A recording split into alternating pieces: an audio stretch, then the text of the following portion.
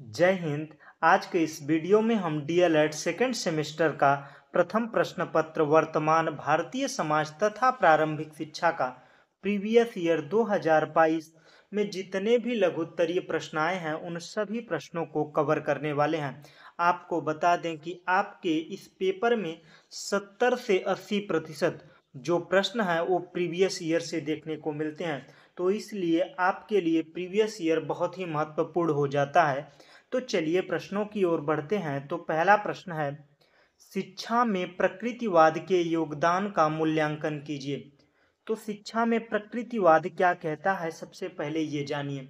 प्रकृतिवाद शिक्षा में प्राकृतिक नियमों और बालक की स्वतंत्रता पर बल देता है। प्रकृतिवाद कहता है कि बालक को प्रकृति की तरह, जैसे प्रकृति ने बनाया है वैसे ही उसे सीखने का मौका दिया जाए, और कैसे, स्वतंत्र तरीके से। बालक के स्वाभाविक विकास को प्रोत्साहित करता है। जो ये प्राकृतिक नियम है जो प्राकृतिक रूप से सीखने के लिए छोड़ दिया जाता है, तो स्वाभाविक विकास को प्रोत्साहित करता है। और अनुभवात्मक अनुभवात्मक अधिगम का मतलब है करके सीखने पर। रूसो, पेस्टोलॉजी, फ्रॉवेल जैसे शिक्षाविदों ने प्राकृतिकवादी सिद्धांतों को अपनाया।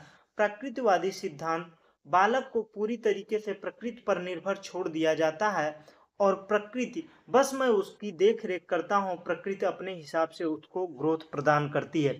प्रकृतिवाद के प्रमुख योगदान निम्नलिखित हैं। बालक का स्वाभाविक विकास। प्रकृतिवाद मानता है कि बच्चे का विकास एक पौधे की तरह स्वाभाविक रूप से होना चाहिए, न कि जबरदस्ती थोपकर। बात ऐसे समझिए कि जैसे बगीचे में माली ने पौधा लगाया, तो क्या पौधे को माली खींचकर लंबा करता है? नहीं करता, केवल उसकी देख रेख करता है, और प्रकृति अपने हिसाब से उस पौधे को बढ़ाती चली जाती है। वैसे ही बच्चे को आप केवल माली की तरह उस पर ध्यान दीजिए। फ्रॉवेल ने यही बात कही थी कि विद्यालय क्या है, उद्यान है, शिक्षक माली है, और जो छात्र है वो पौधा है। तो पौधे को जैसे प्रकृति रूप से बढ़ता चला जाता है, मालिक उसका देख रेख करता है। अनुभवात्मक अधिगम। प्रकृतिवादी शिक्षा पर निर्भर होने के बजाय बच्चों को स्वयं के अनुभव पर सीखने का जोर देती है। मतलब उसके जीवन में जो बीता है, उसने जो अनुभव किया है, उसके हिसाब से सीखने पर जोर दिया जाता है। वही उदाहरण लेते हैं जो उसके जीवन में उपयोगी है, जो उसने जीवन में देखा है। रुचि आधारित शिक्षा। बच्चों को सिखाने के लिए उसकी रुचि होनी चाहिए। जो भी चीज़ें आप सिखा रहे हैं, बच्चे की रुचि होनी चाहिए। जैसे किसी बच्चे को कला में रुचि होती है, तो उसे शुरू शुरू में क्या कहा जाता है? अगर अक्षर सिखाना है तो क्या कहा जाएगा? जैसे ये दो बना है, इसमें क्या कह दिया जाएगा? इसमें रंग भरिए। तो दो में रंग भर रहा है, उसको कला करने की पसंद है। और किसी भी बच्चे को खेल पसंद है, तो उसे बगीचे में ले जाएंगे और सभी लोगों को एक तरफ खड़े करके क्या कहेंगे? अब दो लड़के थे, एक लड़के को इधर कर दिया गया तो इधर कितने बचे? एक। इस तरीके से खेल खेल में सिखाया जाता है। उसके अलावा अंताक्षरी, जो शब्द भंडार बढ़ाते हैं, उनको खेल को कराया जाता है। प्रकृतिवाद मानता है कि शिक्षा को प्रकृति वातावरण देना चाहिए। जो प्रकृतिवाद कहता है कि जो घर का माहौल है वही विद्यालय में देना चाहिए, तब बालक बेहतर सीखता है। न कि सिर्फ कक्षाओं तक सीमित रखना चाहिए। मतलब कक्षाओं में बांध कर बालक को मत रखिए। बालक को खुली छूट दीजिए, वह पूरी स्वतंत्रता के साथ बढ़े। खेल कूद और व्यवहारिक शिक्षा पर बल देना। जो प्रकृतिवाद कहता है कि बच्चों को खेल खेल में सिखाएं और व्यवहारिक शिक्षा पर बल देना, मतलब जो जीवन में उपयोगी है। जैसे आपको गणित सिखाना है, जोड़ घटाना, तो आप बच्चे को दुकान पर ले जाइए मार्केट में और सामान खरीदने के लिए बोलिए। जब सामान खरीदे तो उसे पैसे देने के लिए और पैसे वापस करने के लिए, इस तरीके से वह जोड़ घटाना सीख जाएगा। ये क्या है? व्यवहारिक जीवन में। जैसे व्यवहारिक जीवन में आप कभी A square plus B square प्लस 2ab का फार्मूला यूज करते हैं? नहीं करते हैं, आप सीधा गुणा करते हैं। तो इसलिए व्यवहारिक अनुभव देना चाहिए उससे, उसको, जिससे वह तेजी से सीख सके। बढ़ते हैं अगले प्रश्न की ओर। विद्यालय को शिक्षा का प्रभावी साधन किस प्रकार बनाया जा सकता है, स्पष्ट कीजिए। विद्यालय शिक्षा का क्या होता है? केंद्र होता है, जहां बालक का मानसिक, शारीरिक, बौद्धिक और नैतिक विकास होता है। इसे प्रभावशाली बनाने के लिए निम्नलिखित उपाय हैं। रुचिकर और गतिशील आधारित शिक्षा देना। मतलब जो विद्यालय है उसमें कैसी शिक्षा होनी चाहिए, रुचिकर, उसके मन का होना चाहिए। फ्रॉबेल ने इसीलिए कहा था कि विद्यालय जो है वो घर के माहौल में ढाल दिया जाए, बिल्कुल उद्यान की तरह होना चाहिए, जिससे क्या होगा, खेल खेल में बच्चों को सिखाया जाए, गतिविधि करके। अगर खेल खेल में सीखेगा तो उसकी रुचि बढ़ेगी, उसका मन लगेगा और तेजी से सीखेगा। इसीलिए प्रोजेक्ट विधि और प्रयोग, इन तमाम सारी चीजों को उपयोग करके आजकल शिक्षा दी जा रही है। आधुनिक शिक्षण विधियां, आधुनिक शिक्षण विधियां आजकल विद्यालय में प्रोजेक्टर लगाए जा रहे हैं, जिसकी वजह से चित्रात्मक तरीके से बच्चों को कहानियां दिखाई जा रही हैं। जो कहानियां उन्हें किताबों में पढ़ाई जाती थी, वह जब चित्रों के माध्यम से देखते हैं, सुनते हैं, तो वह तेजी से ग्रहण करते हैं, क्योंकि जितनी इंद्रियां सम्मिलित होकर किसी चीज को देखती हैं, उतना लंबा हमें याद रहता है। और जब हम आँख से देखते हैं, कान से सुनते हैं, तो उस चीज को काफी लंबे देर तक याद रखते हैं। लेकिन टीचर पढ़ाता है और हम सुनते हैं तो उतनी देर तक नहीं याद रहता, या टीचर कहानी से जोड़कर हमें बताता है तो ज्यादा लंबा समय तक याद रहता है। मतलब ज्यादा से ज्यादा जोड़कर पढ़ाया जाए, ज्यादा से ज्यादा इंद्रियों का उपयोग हो। सह पाठ्यक्रम गतिविधियां, विद्यालय में सह पाठ्यक्रम मतलब विद्यार्थियों के साथ में कुछ कार्यक्रम कराए जाएं, जैसे खेल कूद, सांस्कृतिक कार्यक्रम। आप कहानी के बजाय उस कहानी का नाटक करा दें, वाद विवाद करा दें, किस कहानी से क्या फायदा है, क्या नुकसान है, आप किस तरफ रहना चाहेंगे। चित्रकला प्रतियोगिता, जिससे उसकी सृजनात्मकता विकसित होगी, जैसी गतिविधियों को बढ़ावा देना चाहिए।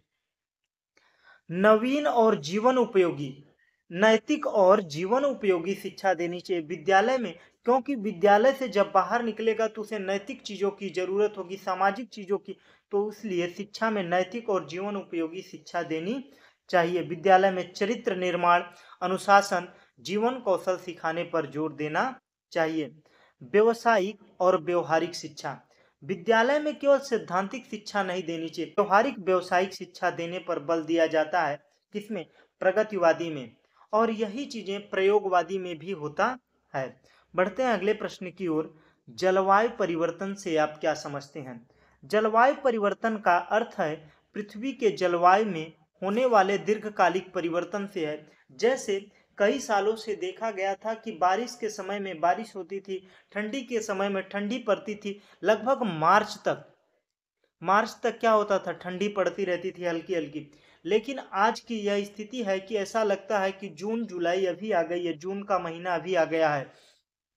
यह मुख्य रूप से, और यह परिवर्तन ही क्या है? जलवायु परिवर्तन है। यह मुख्य रूप से प्राकृतिक कारणों और मानविक गतिविधियों, औद्योगिकीकरण, वनों की कटाई, जीवाश्म ईंधनों का अधिक उपयोग के कारण होता है।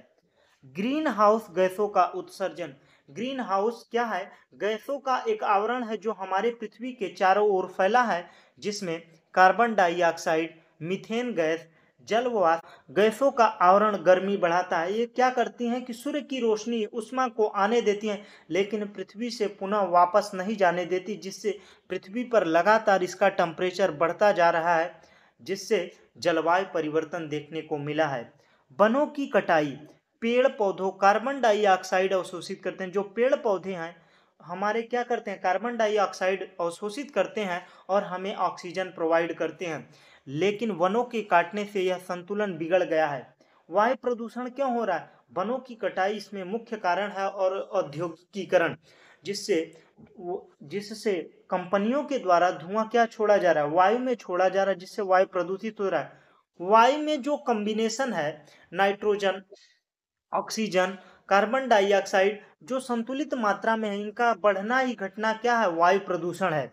औद्योगिकीकरण और प्रदूषण, कारखानों, वाहनों से निकलने वाला धुआं जलवायु परिवर्तन में योगदान दे रहा है।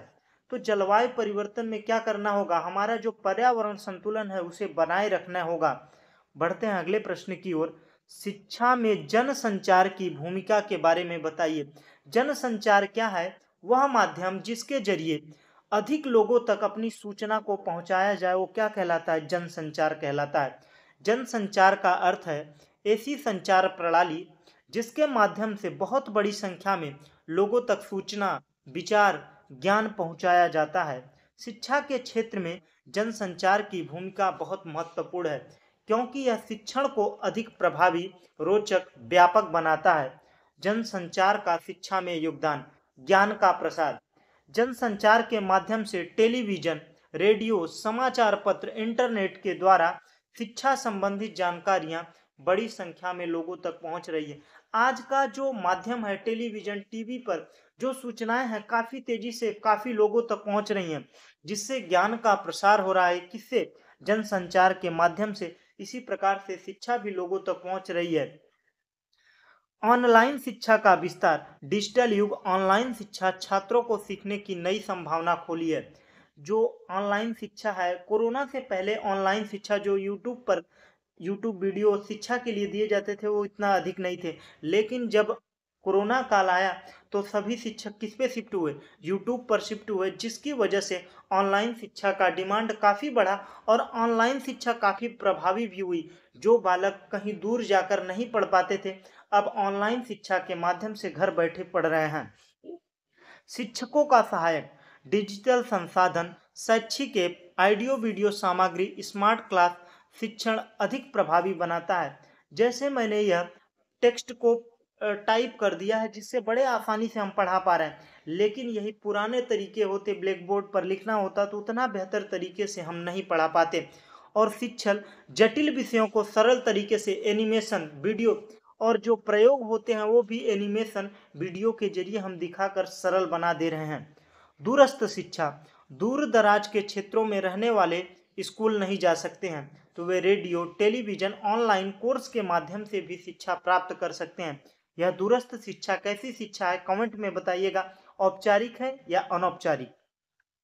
बढ़ते हैं अगले प्रश्न की ओर। प्रकृतिवाद में पाठ्यक्रम किस प्रकार होना चाहिए, वर्णन कीजिए। तो प्रकृतिवाद कैसा है? जो प्रकृतिवाद कहता है कि बालक को कैसे सिखाया जाए प्रकृति के तरीके से। केवल शिक्षक क्या होना चाहिए? एक सहायक होना चाहिए।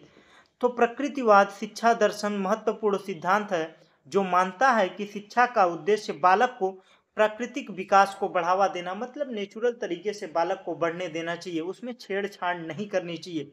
इसके अनुसार पाठ्यक्रम ऐसा होना चाहिए जो बालक के रुचि, क्षमता और प्रकृति प्रवृत्तियों के अनुसार हो, मतलब प्रकृति के अनुसार हो, बालक के रुचि के अनुसार हो, बालक की क्षमता के अनुसार हो। प्रकृतिवादी पाठ्यक्रम की विशेषता। अनुभव आधारित। बालक ने जो चीजें अभी देखी है प्रकृति में, जो चीजों को जीवन में उसने अनुभव किया है, उस पे आधारित शिक्षा, उससे आधारित उदाहरण देकर हमें बच्चों को सिखाना चाहिए।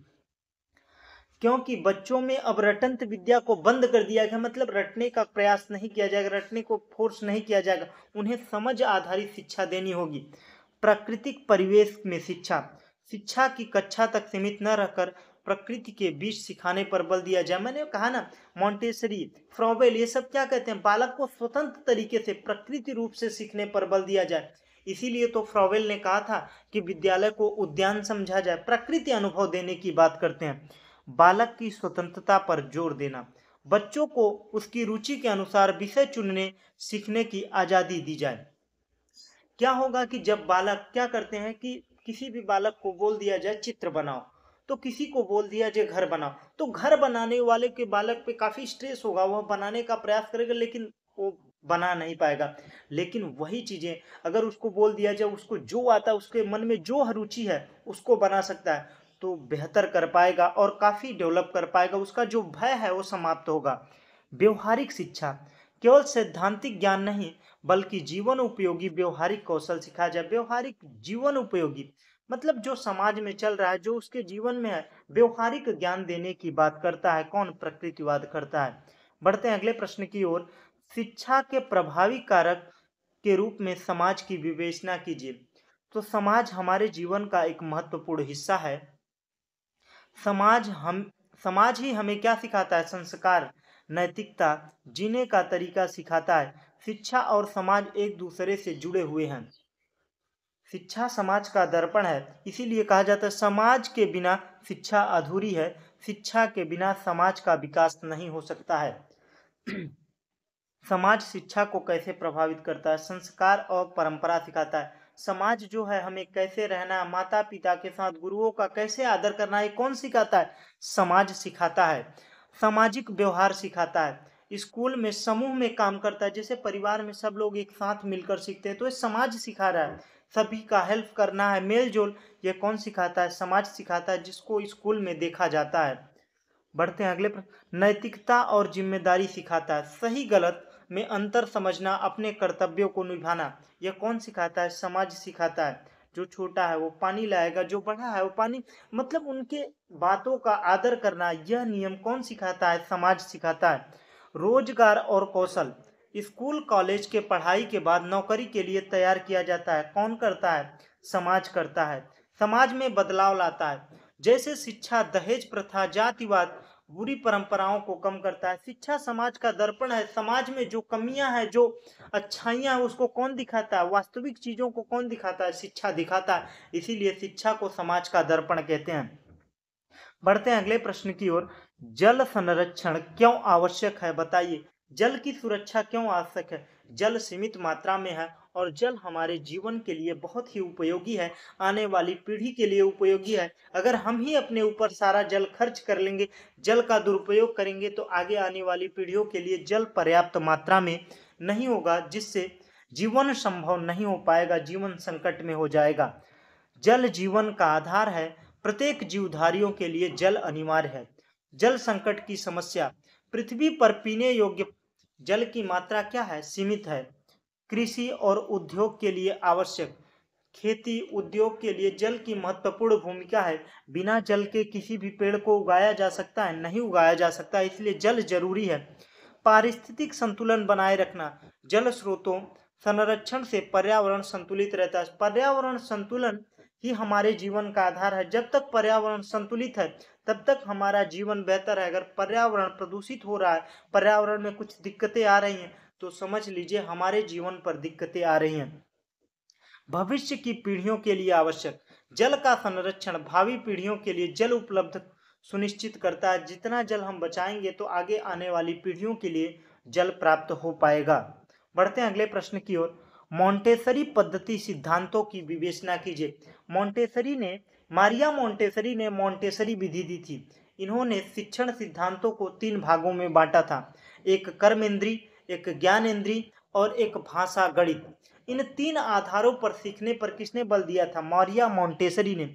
मारिया मोंटेसरी सबसे पहले कहते थे कि बच्चों को जो उनके अंग हैं, उनका समन्वय सिखाया जाए। इसीलिए बच्चों को कहा जाता है कि 2, अगर 2 लिख दिया जाता है, उस पर उंगली फेरने के लिए बोला जाता है। जब उंगली फेरता है, तो धीरे धीरे उसको 2 बनाने की आदत पड़ती है।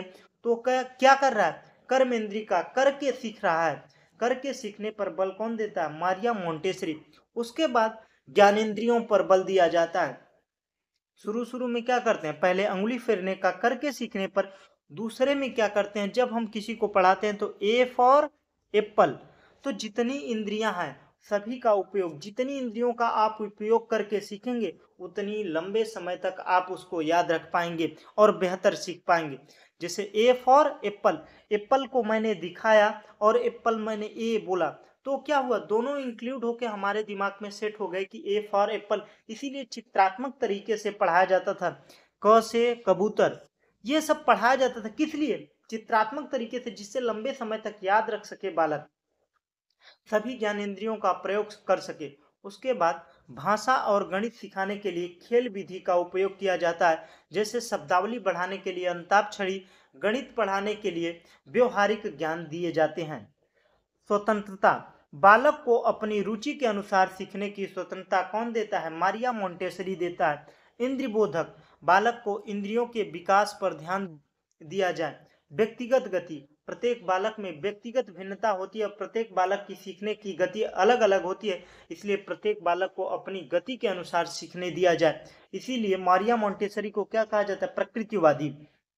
शिक्षक की भूमिका, शिक्षक मार्गदर्शक के रूप में होना चाहिए, न कि अनुशासन बनाए रखने वाला, नियमों को पालन कराने वाला, ये नहीं होना चाहिए। एक मार्गदर्शक, एक सहायक होना चाहिए। सृजनात्मक गतिविधियां, बच्चों को व्यवहारिक और रचनात्मक कार्यों में संलग्न किया जाता है। इसीलिए बच्चों को खुली छूट दी जाती है कि आप अपने अनुसार चित्र बनाइए, एक कहानी सुनाइए, तो जिससे उनका सृजनात्मक, इसीलिए कहानी तरीके से बताया जाता है, जिससे उनका सृजनात्मक विकास हो सके। औपचारिक अनौपचारिक शिक्षा में अंतर बताइए। जो औपचारिक शिक्षा है वो विद्यालय में दी जाती है, जो अनौपचारिक शिक्षा है वो समाज में दी जाती है। स्थान इनका हो गया, विद्यालय में दी जाती है, समाज में। पाठ्यक्रम, औपचारिक शिक्षा का एक निश्चित पाठ्यक्रम होता है, आपको हिंदी पढ़ना है, गणित पढ़ना है, सामाजिक विज्ञान पढ़ना है। लेकिन औपचारिक शिक्षा में, अनौपचारिक शिक्षा में निश्चित पाठ्यक्रम नहीं होता, आपके जीवन के अनुसार, जीवन ही आपको समय के अनुसार शिक्षा देती रहती है समाज। बढ़ते हैं आगे। प्रमाण पत्र, औपचारिक शिक्षा में डिग्री, डिप्लोमा, प्रमाण पत्र मिलते हैं, लेकिन अनौपचारिक शिक्षा में कोई प्रमाण नहीं दिया जाता, आपको अनुभव दिया जाता है। सीखने की विधि, औपचारिक शिक्षा में किताबी कक्षाएं परीक्षाओं के माध्यम से दी जाती हैं, लेकिन अनौपचारिक अनुभव बातचीत, रोजमर्रा की घटनाओं से प्राप्त होता है। सामाजिक और सांप्रदायिक सौहार्द में, सामाजिक एवं सांप्रदायिक सौहार्द क्यों आवश्यक है? सामाजिक और सांप्रदायिक सौहार्द का मतलब है समाज में प्रेम, प्यार, सम्मान, सभी धर्म एक साथ, सभी भाषाओं के भले डिफरेंस है लेकिन सभी एक साथ रहे, समाज में एकता, भाईचारा बना रहे, देश में शांति का विकास होता रहे। इसके लिए सामाजिक सांप्रदायिक सौंदर्य बहुत ही आवश्यक है। शांति और स्थिरता के लिए, जब लोग मिलजुल कर रहते हैं तो समाज में झगड़े, दंगे नहीं होते हैं, जिससे शांति बनी रहती है, समाज का विकास होता है, देश का विकास होता है। देश के विकास के लिए देश में एकता आगे बढ़ाता है और हर कोई तरक्की करता है। सभी को सम्मान अधिकार देने के लिए, कोई भी धर्म जाति के आधार पर अमीर गरीब के हिसाब से उसे भेदभाव न किया जाए, सभी को समान अधिकार दिया जाए। इसीलिए तो समावेशी शिक्षा को काफी बढ़ावा दिया जा रहा है। समाज में प्यार और भाईचारा बढ़ाने के लिए लोग एक दूसरे की मदद करते हैं और एक साथ खुश रहते हैं। आर्थिक विकास, जब समाज में शांति होती है तो रोजगार के अवसर बढ़ते हैं और देश समृद्ध होता है और देश की वृद्धि होती है। यह सामाजिक सांप्रदायिक सौहार्द इसीलिए आवश्यक है। बढ़ते हैं अगले प्रश्न की ओर। तो प्रश्न समाप्त हुए। अगर आपको ये वीडियो अच्छा लग रहा हो तो वीडियो को लाइक कीजिएगा, और हमारे चैनल पर नए हो तो भाई प्लीज़ यार चैनल को सब्सक्राइब कर दीजिए और दोस्तों के साथ ये वीडियो जरूर शेयर करिए। Thanks for watching. जय हिंद।